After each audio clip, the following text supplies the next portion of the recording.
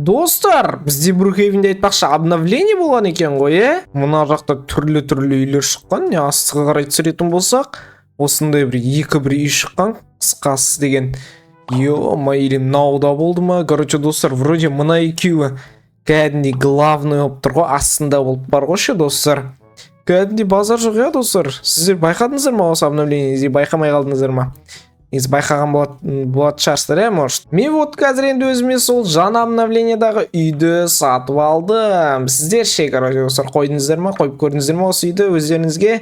Жалпы мен уже қазір қойып жатырмын, бір үйді қойып тастағам, негізі деген андай бір премиум үйді. Ал мынаны енді бірінші рет қойып тұрмын, достар. Енді базар жоқ, кен, кәдімгі үлкен, жақсы обновление негізі. Әдемі үй, донат жасамайтындарға. Жалпы керемет, достар. Сіздерге қалай обновление жалпы? Осындай бір үлкен қала деген обновление екен атауы. Сіздерге қалай? Комментарий жаза кетіңіздер.